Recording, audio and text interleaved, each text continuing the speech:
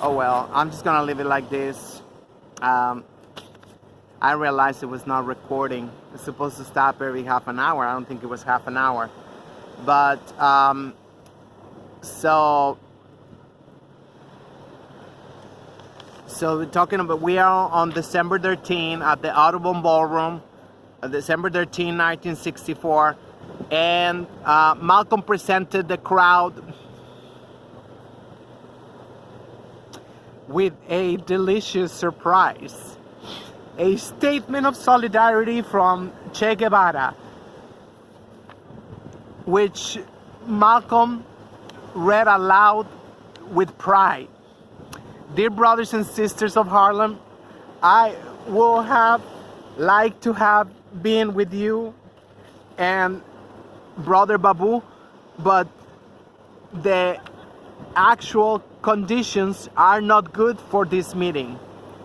Receive the warm salutations of the Cuban people, and especially those of Fidel, who remembers enthusiastically his visit to Harlem a few years ago.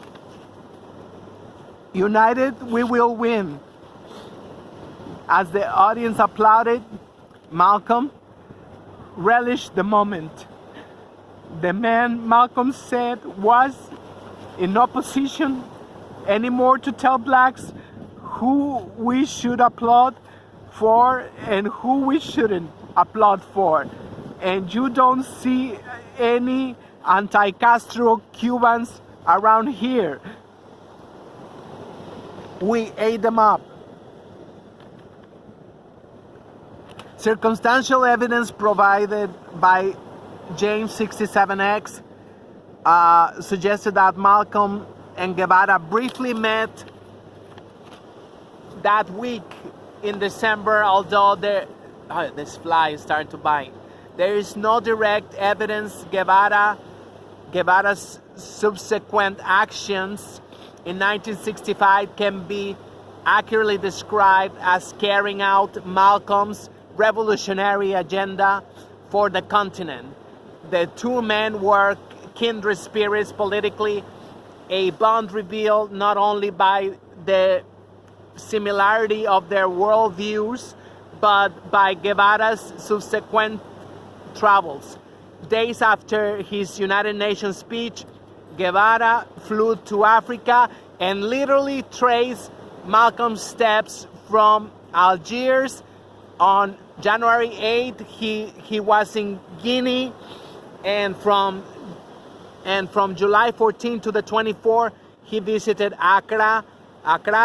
He met with Julius Nyerere, and it was through Tanzania that Cuban guerrillas gained safe passage into the eastern provinces of Congo. And only days following Malcolm's assassination, Guevara met with Nasser in Cairo, where he obtained the Egyptian government support for the guerrilla war. That both men eventually met such a violent fate in the name of their struggle, and found in death iconic stature as revolutionaries, seem only to further bind their legacies.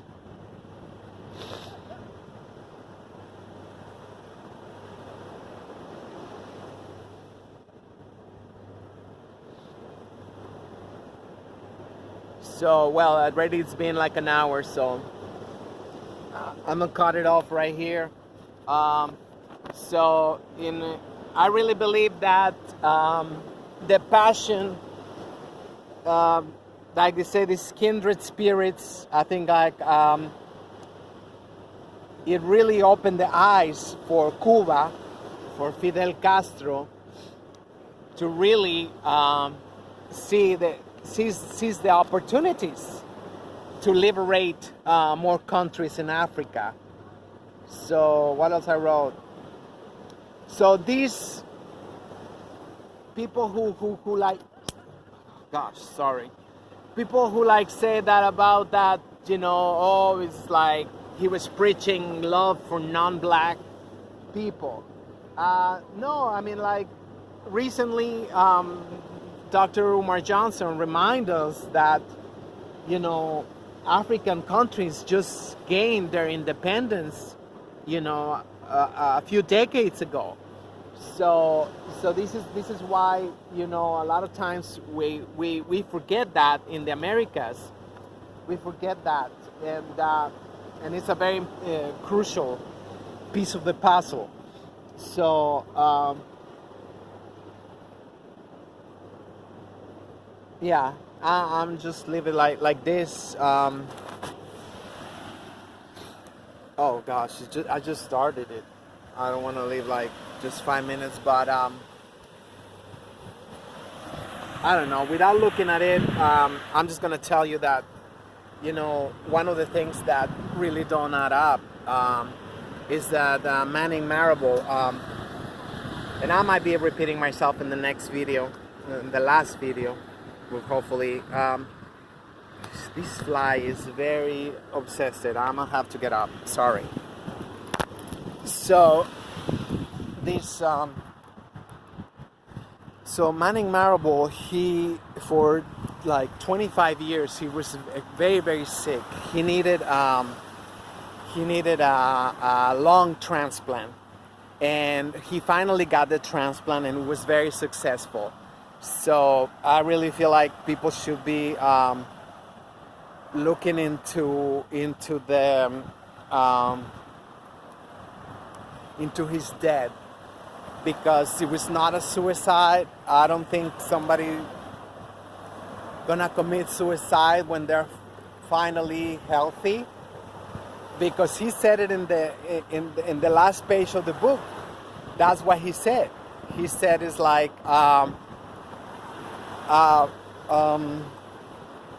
he just revealed that, you know, and he was a very good writer. He was a very good writer, and he actually specialized in Malcolm X. So he, everything shows that he was an admirer of Malcolm X. Everything showed that. So it just make no sense that he's gonna be attacking Miss Betty Shabazz, and gosh, there's a lot of flags right there. Well, so it is a lot of you know, what else he said? Yeah, he spent years researching. Oh, the other thing that it really hit me was that the fact that I'm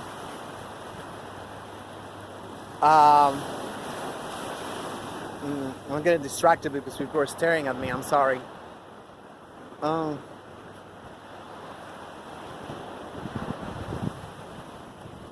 gosh.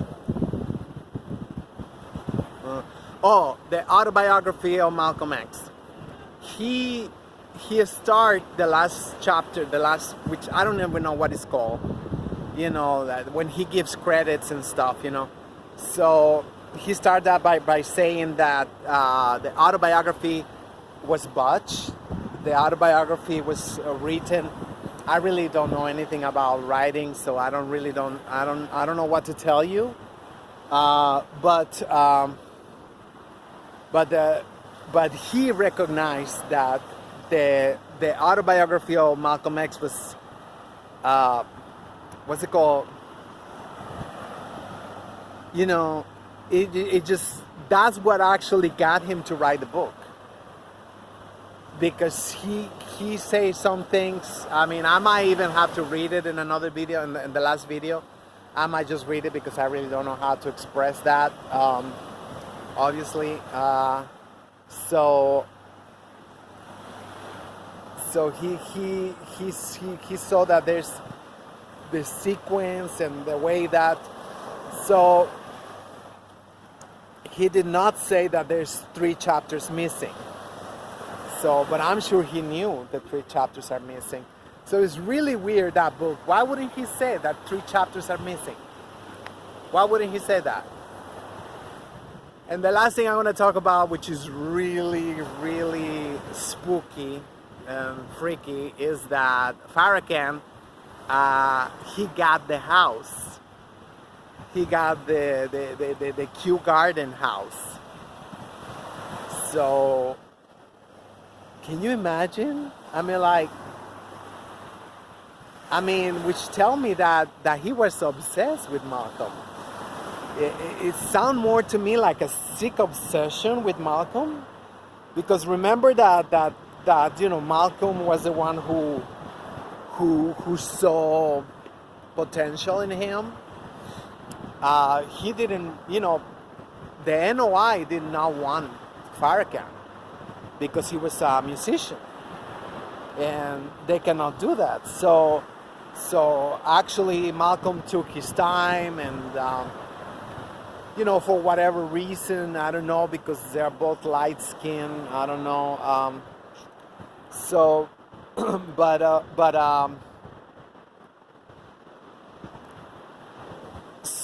he got Temple Number 7, which is right here in Harlem. He got the house. He moved into the house. Obviously, it was after it was renovated after the fire. He got what else he got? Something like that, which really a lot of times, that point out to these people. These things are like it really point out a lot about to the it's like a whodunit, right? Like they say, the whodunit, and that's what it point out. I hope the flies are gone when I come back. So, and he talk about that, Farrakhan, talk once about that, and that he was crying, and he was like, oh my God, I never asked for this. I never asked for this. Oh my God. I'm getting his temple. I'm getting his house. I'm getting it's just like, yeah. And and just in case, I don't know, the first video that I did, or I don't know if it got erased before, I don't know, because it stopped recording, I wasn't looking. So yeah, I kind of have a suspicion that Miss Betty Shabazz was killed too by the FBI. I think she was very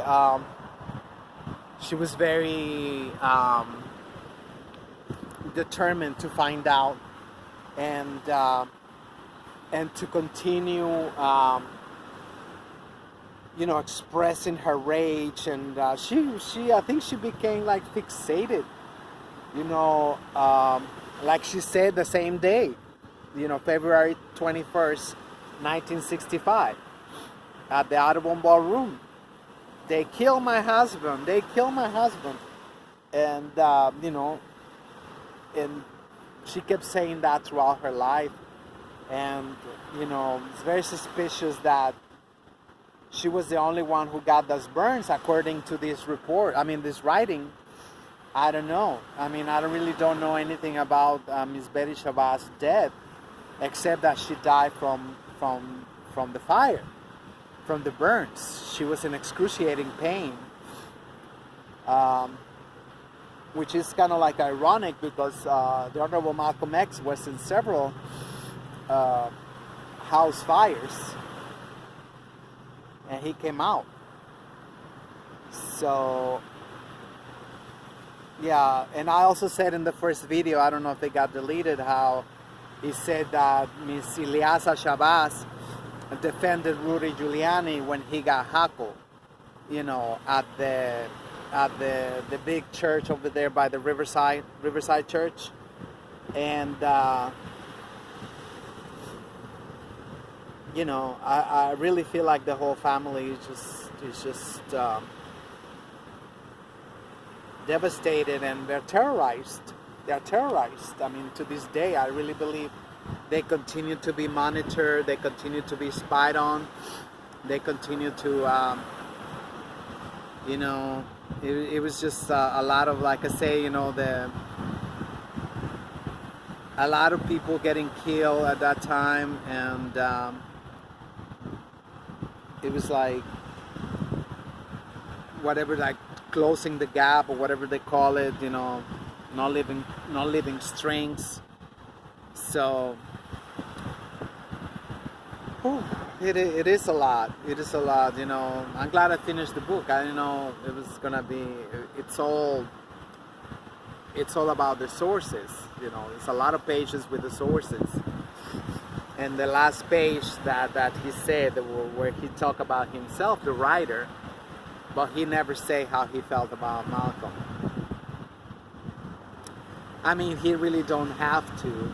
He spent like 30 years of his life researching Malcolm X, so for him to put out all this stuff about you know, affairs and attacking you know, Miss Betty Shabazz as bourgeois and whatever, you know, without even acknowledging what she just went through, and her family, her daughters. I mean, it's just beyond. And this is stuff that should be like common knowledge to me. I really believe this stuff should be common knowledge, but it seemed like they've been they took control of the narrative of about the assassination of Malcolm X, like it said in the book. They keep pushing the stories in the television about you know, oh, it was just some conflict in the NOI, you know, and it's just tragic all over. By the way, I created a page on Facebook. It said justice for Malcolm X, justice for the Honorable Malcolm X, and I wish you like it. And if you want to be part of administrator, I need a lot of administrators, because we need to keep pushing for justice. They've been getting away with this murder, the United States government. They've been getting away for too long. There need to be justice. There need to be for the whole family, including the murder of Miss Betty Shabazz, which is what I really think happened. It's just too much, you know. Her grandson being killed in Mexico City. I mean, it just like, you know. I mean, even I remember when I forgot the oldest daughter. She tried to hire somebody to kill Farrakhan, and that whole media spectacle in the 90s. So that should be like, you know, she actually tried to hire somebody to kill Farrakhan, and it turned out to be that somebody turned out to be an FBI agent. I mean, what that tell you right there? The FBI is hovering the family. Is still, you know, it just, you know, it's too much, you know. Rest in power, King Malcolm X, and peace to his family, and black power to all of you, the original kings and queens, the original people of the planet. It's time to end this maafa. It's time to go back to the order, the rightful, you know, the natural order of things. Everything is unnatural that we live in. Everything is unnatural.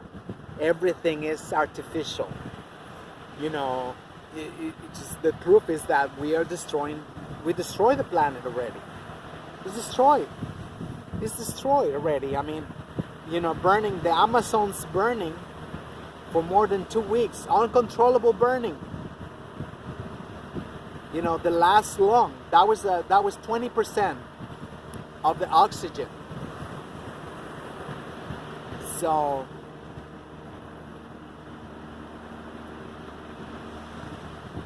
it's time to give it down. It's time to go out with a bang.